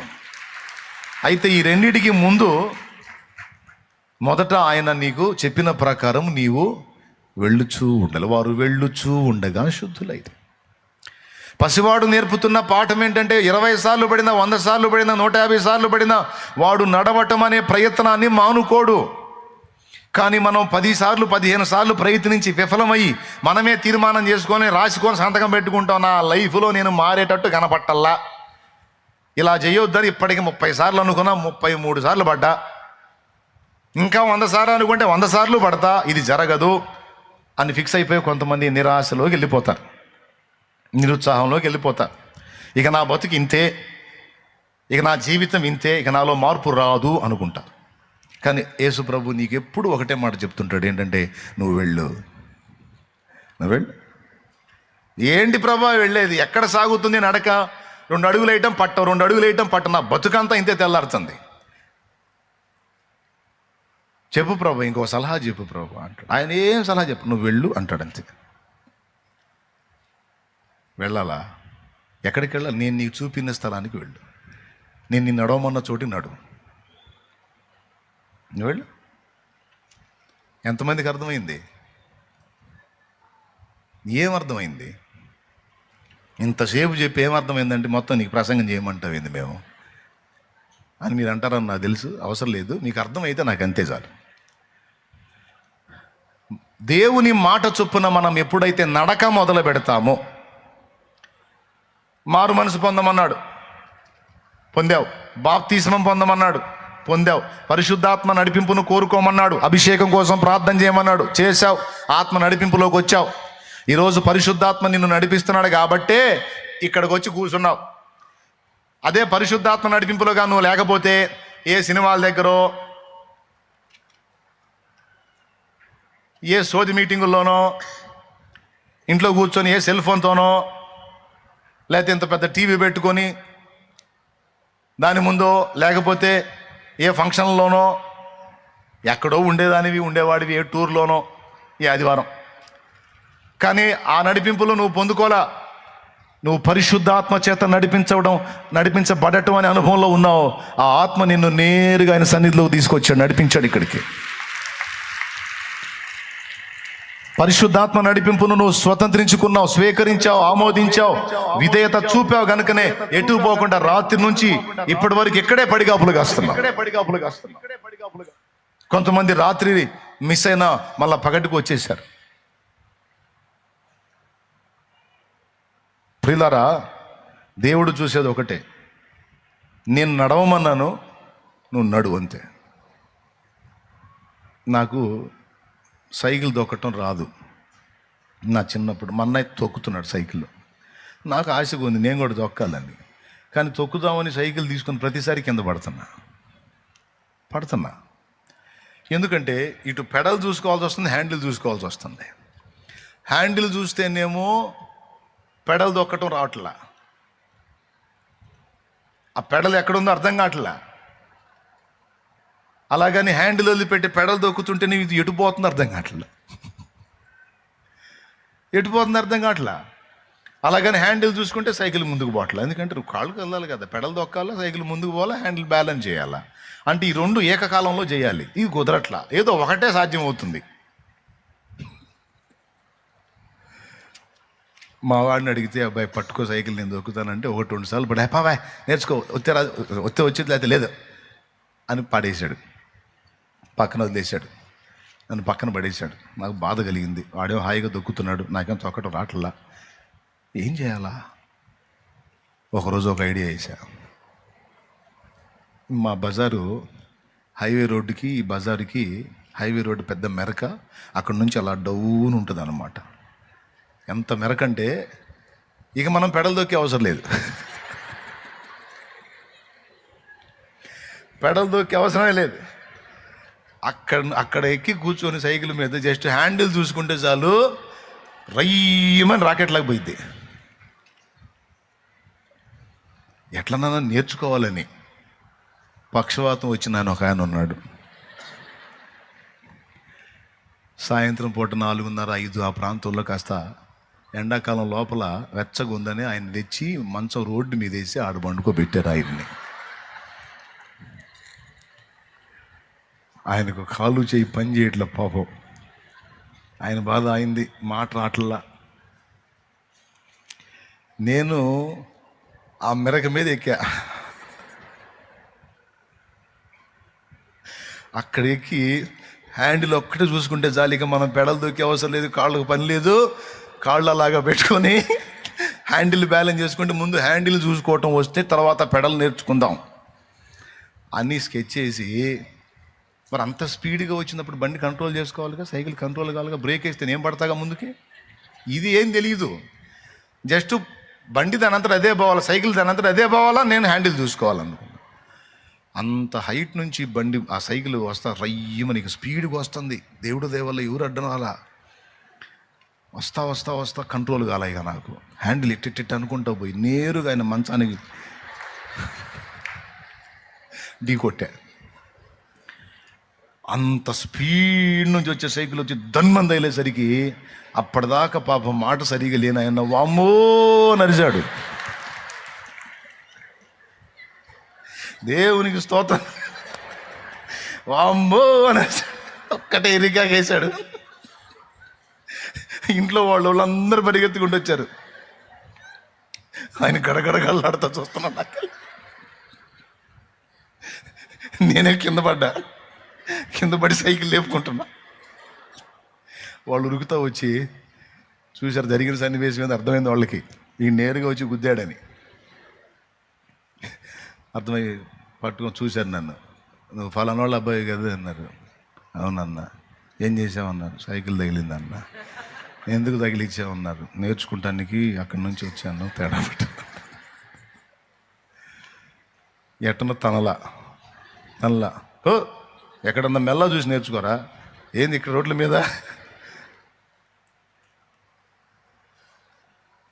ఎట్టకేళ్లకు అట్లా ఎన్నిసార్లు పడ్డానో నాకు తెలియదు, మొత్తం మీద ప్రయత్నం మాత్రం అనుకోలే. 4-5 సార్లు ట్రై చేశాను, ఇది రావట్లేదు హ్యాపానే అని పక్కన పడేస్తే ఇప్పటికి నేను వాహనాన్ని నడపగలిగేవాడిని కాదు. ఏమైనా కానీ ఆల్రెడీ నడుపుతున్నోళ్ళు నడుపుతున్నారు కదా, తొక్కుతున్నోళ్ళు సైకిల్ తొక్కుతున్నారు కదా, నేనెందుకు తొక్కకూడదు, మళ్ళీ ట్రై చేద్దాం అని ఇక అదే నిద్ర అదే ఆహారం అన్నట్టు చివరి నిద్రలో కూడా సైకిల్ తొక్కుతున్నట్టు. చివరికి ఎట్టకేలకు చక్కగా సైకిల్ తొక్కటం, అది కూడా చేతులు వదిలి మరీ సైకిల్ తొక్కే స్థాయికి దిగాం. దేవునికి స్తోత్రం, హల్లెలూయా. ఎందుకు ఈ విషయం చెప్తున్నానంటే, ఆత్మీయ జీవితంలో ప్రయత్నాలు, ఆత్మీయ జీవితంలో కావచ్చు, భౌతికంగా కావచ్చు, ప్రయత్నాలు విఫలమైనప్పుడు నిరాశ వచ్చి, కృంగుబాటు వచ్చి ఇక చేయబుద్ధి కదా ప్రయత్నం. కానీ అది తప్పు అంటుంది దేవుని వాక్యం. అది తప్పు అంటుంది దేవుని వాక్యం. మరి దేవుని వాక్యం ఏం చెప్తుందంటే, నేను నీకు తోడై ఉన్నాను, నేను చెప్పిన మాట చొప్పున నువ్వు నడుస్తూ ఉండు. నీకు తెలియకుండానే నీ శరీర సంబంధంగా ఎదుర్కొనే శోధనలు కావచ్చు, ఆత్మ సంబంధంగా ఎదుర్కొనే శోధనలు కావచ్చు, అన్నీ డీల్ అయిపోతాయి. అన్నీ డీల్ చేస్తాను నేను, అన్నీ డీల్ చేస్తాను. ఒక్కటే చూసుకోను, నా మాట చొప్పున నడుస్తున్నావో లేదో ఒక్కడ చూసుకోను. నడక ఆపేశావంటే అప్పటికి నడవలేవు. నువ్వు నడవటం మానొద్దు, నువ్వు నడుస్తూ ఉండు, సాగిపోతా ఉంటావు. ఓపికతో ముందుకు నడు. శరీర సంబంధంగా కొన్ని సమస్యలు ఎదుర్కొంటున్నావు, ఏదో ఇంట్లో పరిస్థితులు కావచ్చు, అప్పుల బాధలు కావచ్చు, శరీర రోగాలు కావచ్చు, ఏవో ప్రయత్నాలు విఫలం, ఉద్యోగ ప్రయత్నం విఫలం కావచ్చు. ఎన్నో అటెంప్ట్ చేసావు కానీ ఏది వర్కౌట్ కాలేదు, చీదరబుడుతుంది. ఇక దేనికి వెళ్ళబుద్ధి కానీ పరిస్థితి వచ్చింది, ఓకే కృంగిపోయావు. దేవుడు నీతో మాట్లాడుతున్నాడు, నువ్వు ప్రయత్నం మానొద్దు, నువ్వు చేస్తూ ఉండు, నువ్వు వెళ్తూ ఉండు, నేను సిద్ధపరిచింది నీ చేతికి అందిన దాకా నువ్వు నడుస్తూ ఉండు, ఖచ్చితంగా దాన్ని నువ్వు అందుకుంటావు, నేను నీకు ఇస్తాను, నువ్వు సాగిపో, నువ్వు ఆగొద్దు. ఇంకా లైఫ్ లేదనుకోవద్దు, నిరాశకు తావివ్వద్దు, కృంగుబాటుకు తావివ్వద్దు, నిరుత్సాహపడొద్దు. నువ్వు నా మాట చొప్పున నువ్వు నడు. నిన్ను గెలిపించే బాధ్యత నాది, నడిపించే బాధ్యత కాదు, గెలిపించే బాధ్యత నాది. నువ్వు సాగిపో, నేను చూసుకుంటాను. నువ్వు ఆగావంటే నేనేం చేయలేను. నా వల్ల కాదు అని వెనకడుగు వేసావంటే నేనేం చేయలేను. నువ్వు వెనకడుగు వేయొద్దు. నా తండ్రి నాతో ఎన్నోసార్లు ఈ విషయాలు మాట్లాడాడు. అడుగులు తడబడిన వేళ నా ఆత్మీయ జీవితాన్ని గురించి మాట్లాడాడు. నేను ఇక జీవితంలో ముందుకు సాగలేను అనే పోరాటాలు నాకు ఎదురైనప్పుడు, ఈ దెబ్బతో ఇక నా నడక ఆగిపోతుంది, ఇక నేను కదలలేను అనే ఘట్టాలు నాకు ప్రారంభం నుంచి సేవ అనుభవంలో స్టార్టింగ్ నుంచి ఇప్పటిదాకా అనుక్షణం అనుదినం అనేక రకాలుగా ఎదురవుతూ ఉన్నప్పటికీ నా దేవుడు ఎప్పుడు నా వెనకుండి మాట్లాడుతున్న స్వరం ఒకటే, సాగి వెళ్ళు, సాగి వెళ్ళు, సాగి వెళ్ళు, సాగి వెళ్ళు. విశ్వాసమునకు కర్తయు దాన్ని కొనసాగించువాడునైన యేసు వైపు చూచుచు మన ఎదుట ఉంచబడిన పరుగు పందెంలో ఓపికతో పరిగెత్తుదుము. పరుగు పందెంలో వెళ్ళేవాడు యేసు వైపు చూడాలా, లక్ష్యం వైపు చూడాలా? నాకు ఒకసారి డౌట్ వచ్చిందిలే, అడిగాను, ఏమయ్యా పరుగు పందెంలో పరిగెత్తేవాడు వానికి ఏదో ఎయిమ్ ఉంటుంది, ఓ లక్ష్యం ఉంటుంది, దాని వైపు చూస్తా పరిగెత్తాలి. కానీ పరుగు పందెంలో పరిగెత్తేవాడు నీకెళ్ళి చూస్తా పరిగెత్తడం ఏంటి? లక్ష్యం వైపు కదా చూసి పరిగెత్తాలి, నీ వైపు చూసి పరిగెత్తడం ఏమిటి అన్న ప్రశ్నకు ఆయన సమాధానం ఏంటంటే, లక్ష్యం వైపు చూసి నువ్వు పరిగెత్తుదామని ప్రయత్నిస్తే ఎంత ప్రయత్నించినా నువ్వు విఫలమే అవుతావు. ఎందుకంటే నీ పరుగు సాగదు, నీకు నిరాశ నిస్పృహ వచ్చేస్తుంది. నా వైపు ఎందుకు చూడమన్నానంటే 2 కారణాలను బట్టి చూడమన్నాను. మొదటి కారణం, నేను పరుగు గెలిచి నిలిచాను, నేను జయించి సాధించి నీ ముందు నిలిచాను కనుక నువ్వు నా వైపు చూసినప్పుడు నీకు ఆశ కలిగిద్ది. నా ప్రభు చేరాడు, నేను కూడా చేరతాను. నా ప్రభు సాధించాడు, నేను సాధిస్తాను. నా ప్రభు గెలిచాడు, నేను గెలుస్తాను అని ఆశ పుట్టింది నాన్న నీకు. అందుకే నా వైపు చూడాలి నువ్వు. ఎందుకంటే నేను గెలిచి అక్కడ కూర్చున్నాను, నువ్వు కూడా గెలుస్తావు. నేను చెప్తున్నాను రా. ఇది ఒకటి. నా వైపు చూడటం వల్ల నీకు వచ్చే మొదటి మేలు ఏంటంటే, నేను గెలిచాను, గెలిచినోడిని నీ కళ్ళ ముందు కనపడుతుంటే నీకు గెలవాలన్న ఆశ కలిగింది. ఇది మొదటిది. రెండవది, నా వైపు చూచుట ద్వారా నీలో విశ్వాసం బలపడతా ఉంటుంది. ఎప్పుడైతే నీలో విశ్వాసం బలపడుతుందో అప్పుడు నా శక్తి నీ మీద పనిచేసిద్ది. నీలో విశ్వాసం బలపడనంత వరకు నా శక్తి నీ మీద పనిచేయదు. నేను ఎంత పవర్ఫుల్ అయినా అది నీ మీద పనిచేయదు. నీలో విశ్వాసం బలపడితే, నా యందలి విశ్వాసం నీలో బలపడి నువ్వు నా వైపు చూస్తే అప్పుడు నా ప్రభావం నీ మీద పనిచేసిద్ది. అప్పుడు ఖచ్చితంగా నువ్వు సాధించగలుగుతావు. ఒకటి, గెలిచిన నేను నీకు మాదిరిగా ఉన్నాను కనుక గెలవాలన్న ఆశ నీకు ఉంటుంది. రెండవది, నా వైపు చూచుట ద్వారా విశ్వాసం వృద్ధి అవుతుంది. ఎందుకంటే నేను విశ్వాసానికి కర్తని మరియు దాన్ని కొనసాగించేవాడిని. నా వైపు చూచుట ద్వారా విశ్వాసం బలపడుతుంది, తద్వారా నా శక్తి నీ మీద పనిచేస్తుంది. అప్పుడు మాత్రమే నువ్వు సాధించగలవు. అందుకే నా వైపు చూసినాడు. హెబ్రీ పత్రికలో రాయించాడు. హెబ్రీ పత్రిక 12:2-3 వచనాలు చూడండి ఒకసారి, అండర్లైన్ చేసుకోండి.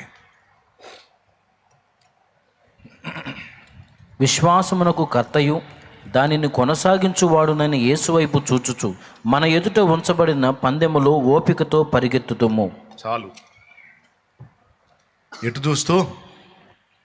యేసు వైపు చూస్తూ. యేసయ్య ఏం చెప్తున్నాడు? ఆగమంటున్నాడా, సాగెళ్ళమంటున్నాడా? ఏం సాగుతా ప్రవ్వా, అన్ని అప్పులే ప్రవ్వా, సంవత్సరాల నుంచి చచ్చిపోతున్నా ప్రవ్వా, అసలు బతకాలనిపించట్లేదు నాయన. ఏం చింతపడవాలి, ఇప్పటిదాకా నడిపించుకొచ్చావుగా, అట్లాగే నడుస్తూ ఉండు, నడిపిస్తూ ఉండు. ఉంటే నేను చెప్పానుగా, నువ్వు కొనసాగు, ముందుకు చెప్తా. కొనసాగితే నువ్వు వెళ్ళుచూ ఉండగా నీకు విడుదల వచ్చింది. నీకు తెలియకుండా నీ కార్యం జరిగింది, నేను చూసుకుంటా. నీకేందున్నాడు?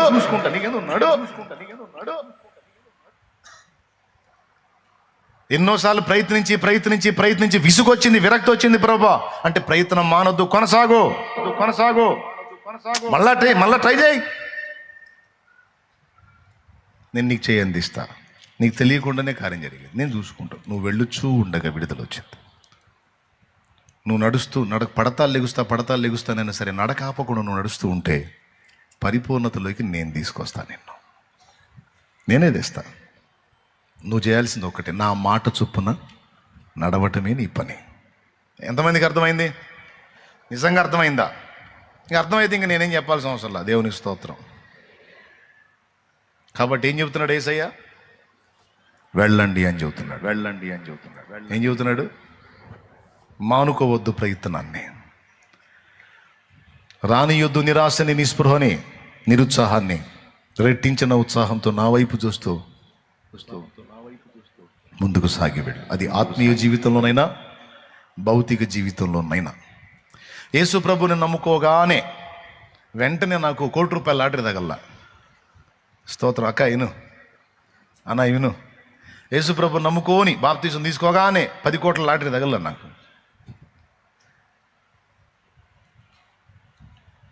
సమస్యలు కొనసాగుతూనే ఉన్నాయి. ప్రభువా అని ఆయన వైపు చూస్తూనే ఉన్నాను. ఆయన డైలాగ్ ఒకటే, నడు నడు నడు నడు నడు నడు నడు అంటే ప్రభువా నిన్ను నమ్ముకోకముందు అదే బాధలు, నిన్ను నమ్ముకున్నాక అదే బాధ. నడవరా నువ్వు. నడుస్తూ ఉండగా సంవత్సరాలుగా నన్ను పీడించిన శోధనలను ఒకటొకటికి అడ్రస్ లేకుండా పోయినాయి.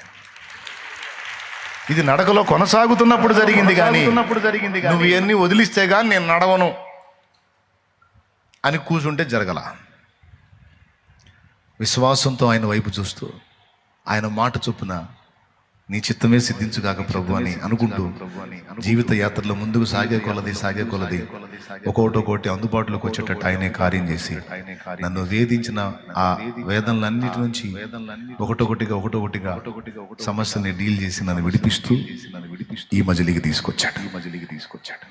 నిజంగా ఆయన నా విషయంలో అలా జోక్యం చేసుకోకపోతే నా నడక ఎప్పుడో ఆగిపోయేది, ఎప్పుడో నా చరిత్ర ముగిసిపోయేది.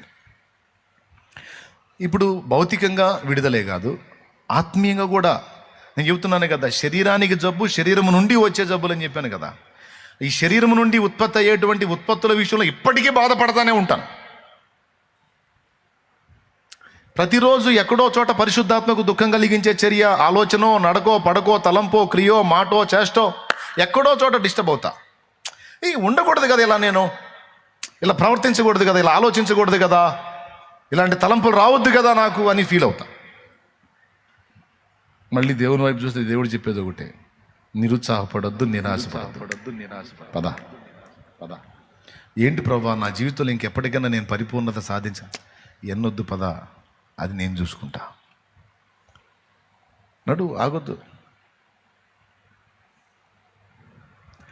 అలసి సొలసి ఆత్మీయతలు కునికి నేను నిద్రించు వేళ, శత్రువేమో కోరలు సాచి నన్ను మింగజూసే వేళ, మాట తప్పని దేవుడా నన్ను మరచిపోలేదయ్యా, దూత నంపిన కావలిగా నన్ను కాపాడినావయ్యా. యేసయ్యా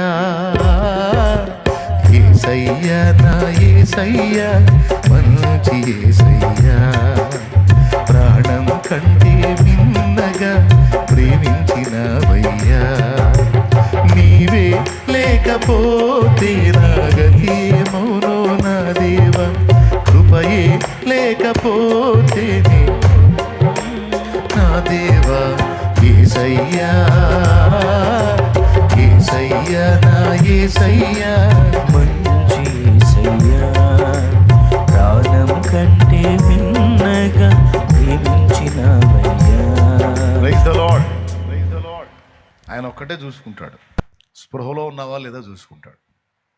స్పృహలో ఉంటేనేమో నొప్పి అర్థమైద్ది, స్పృహ కోల్పోతేనేమో నొప్పి అర్థం కాదు అన్నట్టు ఆత్మీయ జీవితంలో నువ్వు సజీవంగా బతికే ఉంటే ఏ చిన్న పొరపాటు జరిగినా నువ్వు స్పృహలో ఉంటావు కనుక బాధ నీకు అర్థమయ్యి ఆయన వైపు మళ్ళుతావు. ఆత్మీయ జీవితంలో నువ్వు నడుస్తున్నప్పుడు ఏదైనా తొట్టుపాటు జరిగితే ఏ ఫీలింగ్ లేకుండా నువ్వు ఉన్నావంటే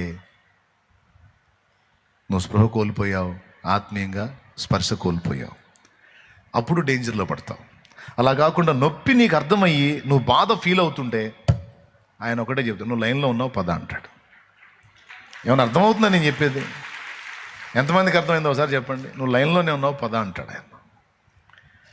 కాబట్టి ఈ 10 మంది కుష్ఠరోగుల నుంచి యేసు ప్రభు మనకు నేర్పుతున్న పాఠం ఏంటంటే, వారు వెళ్ళుచూ ఉండగా శుద్ధులైరి అన్న మాట రాశాడు. అది నా పాయింట్. ఈరోజు ఆత్మీయ జీవితంలో కొన్ని అపవిత్రతలు నిన్ను ఆవరించి, ఆలోచనల ద్వారా కావచ్చు, తలంపుల ద్వారా కావచ్చు, కొన్నిసార్లు నోటి ద్వారా కావచ్చు, చేతల ద్వారా కావచ్చు, నీ శరీరం నుండి ఉత్పత్తి అయ్యేటువంటి అపవిత్రతలు ఏవైతే ఉన్నాయో, నీ మనస్సు నీ ఆత్మని క్షోభ పెట్టి ఏవైతే ఉన్నాయో, వాటి విషయంలో కూడా దేవుడు మాట్లాడుతున్నాడు. నువ్వు వాటి గురించి ఆలోచించొద్దు. వాటిని విడిచిపెట్టి ముందుకు సాగుతూ ఉండు, నడుస్తూ ఉండు, వెళుతూ ఉండు. నేను నిన్ను శుద్ధురాలిని చేస్తాను. నేను నిన్ను శుద్ధుని చేస్తాను.